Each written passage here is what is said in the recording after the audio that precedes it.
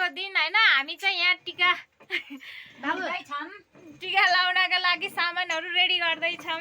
म चाहिँ गिलास मिलाउँदै छु। कोक खानी गिलास। अनि यहाँ रहेको छ हाम्रो अचार रेडी। अनि यहाँ रहेको छ हाम्रो कोक। यो फ्री यत्रो कोकको भिडियो अन्तिमसम्म हेरिदिनु होला। अब अचार बनाउन तर्फतिर लागौँ होला। यो चाहिँ कोक किन्दाखेरि 6वटा गिलास फ्रीमा पाएको हैन। यहाँ कोक लेखिरहेको हैन।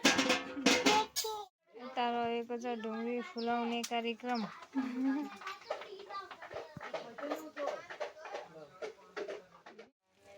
अचार मुस्नी एउटा मेरो सासू चाहिँ अमिलो निचार्दै हुनुहुन्छ गाइस।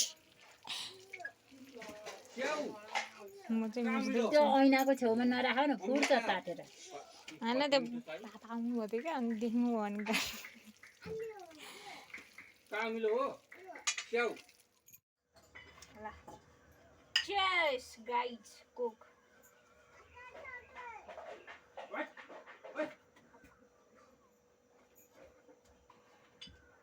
यो के स्वादमा हात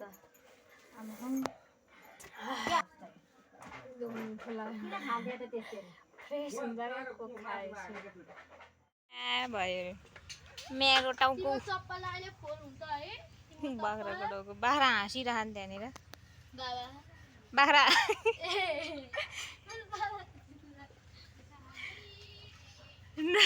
हेर Coke happy Dashain Coke chairs. ल खाऊ।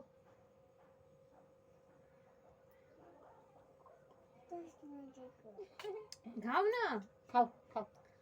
नि मम्मीले मासु पनि खाए। मासु गाउँछ। तिमी पनि मासु खाऊ है। तिमी नि मासु नि खाऊ न छोरी। मेरो नाति नि खाऊ न चिची।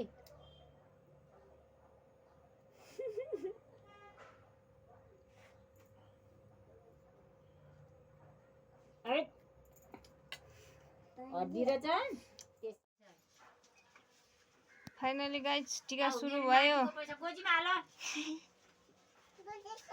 गोजी छ।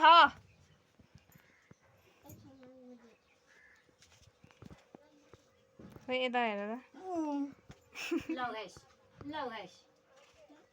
राम्री भएर टिका लाउन। मेरो चाहिँ टिका छैन गाइस, किनभने मेरो चाहिँ हजुरबाउ मतलब घरको हजुरबाउ बित्नु भयो। त्यही भएको कारणले मेरो चाहिँ टिका छैन।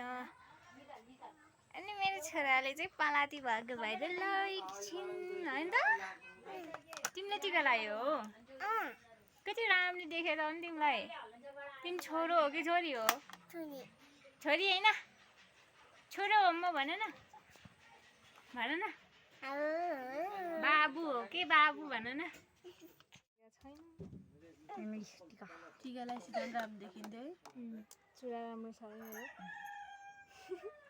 अर्को चुरा खाइ र तपाईको साथ अलि माथि यहाँ लगाइदिनु। आशीर्वाद चाहिँ पुरै सुन्ने गरेर। काली कपालिनी दुर्गा क्षमा सुभादात्री सुधा नमस्तुते। नव दुर्गा भवानीको प्रसाद लाइकन रोग व्याध हराओस्। आगमको दसैँमा नयाँ ज्वाइँ आउनु। सरकारी जागिरे केटा परोस्। बाउ आमालाई राम्रोसित पालेस्। फलानाको छोरी भनी नाम कमाएस्। गरी खाएस् भागी नआएस्। सुख शान्ति होस्। दुःख कष्ट कहिल्यै नपरोस्। हाँसी खेली जिन्दगी बितोस्। तेरो फुपूलाई पनि त्यही भनेको थिएँ आखिरीमा। त्यति राम्रो केटा परि तपाईँको नि राम्रो। आशीर्वाद लाग्दो रहेछ भन्छ। मेरो कपालमा लगाइदिनु त। अलि अलि दिनु न, अलि दुईटा जमरा हो। अलि राम्ररी लाउँ न। अब लाउन पाउँदिन। हामी चाहिँ गाई छ। हामी गर्लफ्रेन्ड बोयफ्रेन्ड।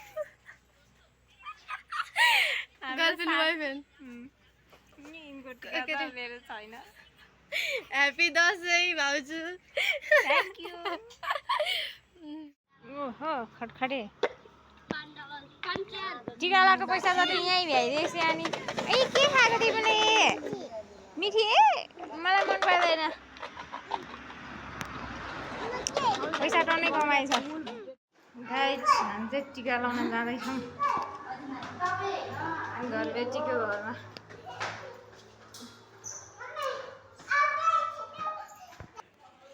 टक्क लाएर सोफामा बसेर फाइनली गाइज रोटी खाना खाइजाउँ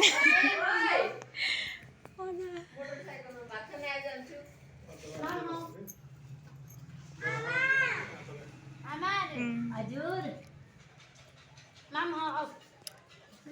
अझै हेलो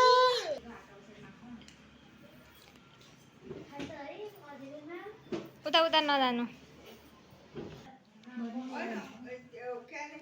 दाहिनेपट्टिको लामो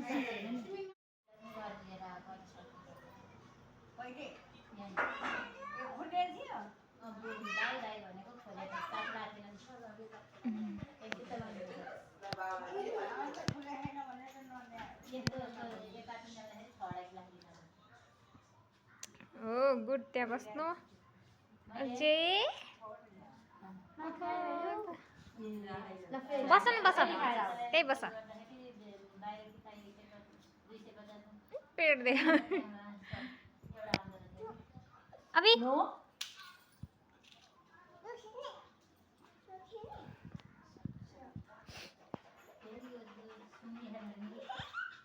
ये खेल्न सुरु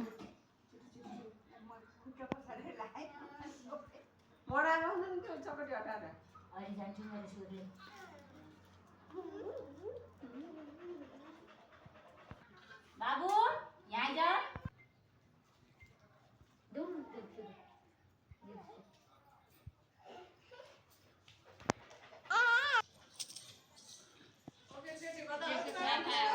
अहिले आऊ है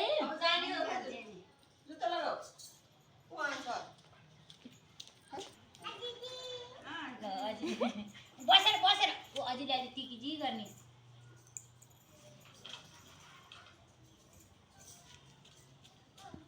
अनि कसरी अरे अझैलाई टिका कसरी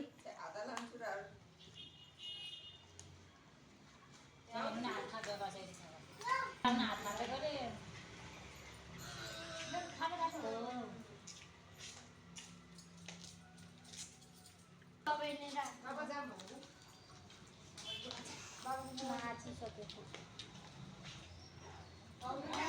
दुईटा हातमा पनि जी गर जी मिमीलाई देऊ मिमीलाई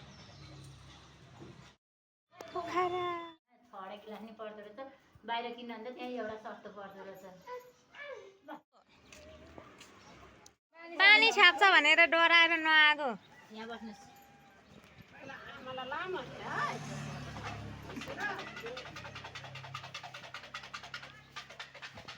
हुन्छ नि छोपेर राखेको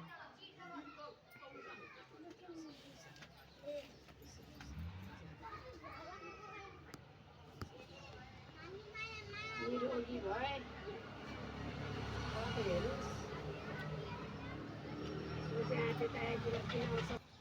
प्रसाद लाएर खाएर मनमा सन्तुष्टि होस् निरोगी भए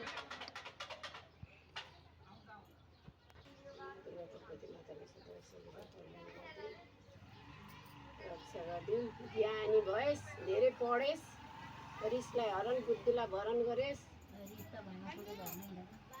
आमा बाउको भाइ भाउजूको कसैको नि इज्जत नफालेस् सदा सर्वदा एकदम सत्कर्म सद्बुद्धि लिएर शिक्षालाई अगाडि बढाएर पर्सि आउँछन् होला तेल माने जानुहुन्छ होइन तेल माने जानुहुन्छ होला होइन दुई हातले यसरी नजानुहोस् बनाउनु पाखुले मौलाउनु है सदा सर्वदा ज्ञानी हुनु निरोगी हुनु धेरै पढ्नु विद्यार्थी हुनु आमा बाउलाई पाल्नु है बाबाको प्लेनमा त राखेर घुमाउँछु भन्छ क्या अरे मलाई बाउको त त्यस्तै छ गरे हालत बाउको पिँडो नथामेस् हस् एकदम ज्ञानी भएर निरोगी भएर लक्षणको भएर अघि बढे सदा सर्वदा ये देती भा थुम्सली सबै थिए मोटो त अस्ति उता गएको जम्मा काट्दैछ बिरालो पस्नु थाल्नु भयो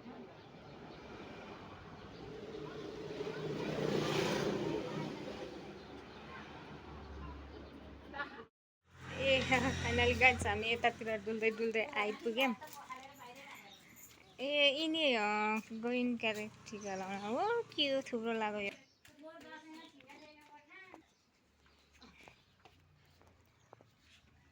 कस्तो आफू फरफराएर मरो है त्यही भएर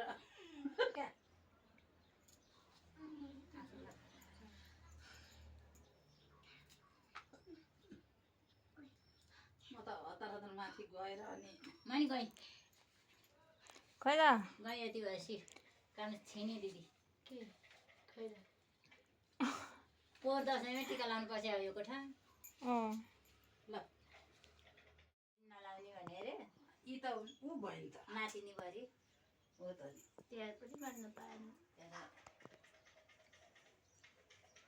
यसो गरेर बस्छ अझै त टिका थापेको उसले ऊ के अरे कान्छाको छोराले चाहिँ उही गरेको थिएन आमाले टिकी जी गर्ने नि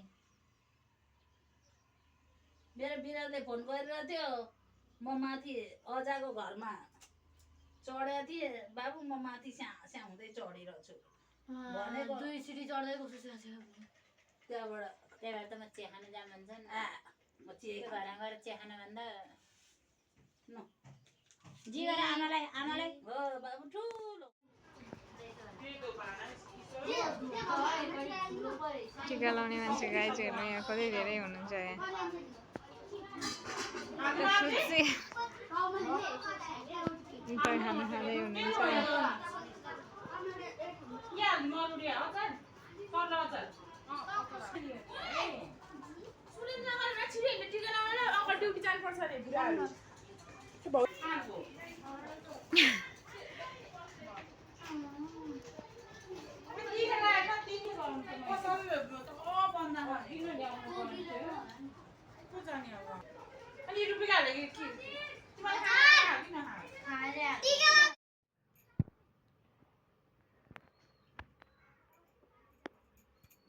उता टिको लाउनु नहुने रहेछ त्यो माइल जेठानीलाई सोधेको हिजो माइल जेठानीले फोन गरेको थिएँ कसैले नि लाखाइनु साइली के भन्यो भयो त अब फेरि किन दुश्मन बन्ने है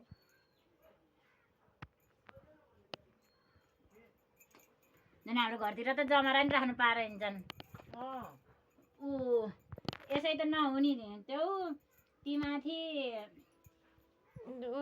के अरे जेठानीको माथि पाउनु अरे गाई छैन दसैँ भन्ने यसै हो यसपालि चाहिँ मेरो टिका थिएन किनभने हजुरबाउ बित्नुभएको वर्ष दिन पुगेको छैन अनि बाहुनको घरमा चाहिँ अब भनौँ सबैजनाको त्यस्तै हुन्छ म चाहिँ तामाङनी हो त्यही भएर मैले भनेको बाहुनको घरमा चाहिँ वर्ष दिन नपुगेसम्म टिका लाइन्न फुकाइन्न मेरो माइतमा भएको भए लाउन मिल्थ्यो मैले अब म बाहुनकी बुहारी भयौँ त्यही भएको कारणले मेरो यसपालि टिका छैन अनि माइत नि गएन होइन 2 वर्ष भयो माइत नि जानु नपाएको अहिलेसम्म चाहिँ मम्मी बाबाहरू मसँग बोल्नु भएको छैन जस त्यो कुराहरू पछि गर्दै गरौँला आजको लागि ह्याप्पी दसैँ भन्नुको साथै भिडियो अन्तिमसम्म हेरिदिनु होला साथ सपोर्ट गरिदिनु होला यस्तै गरी अर्को भिडियोहरू पनि ल्याउन पाऊँ हजुरहरूको माझ हैन अनि अहिलेलाई चाहिँ बाई बाई।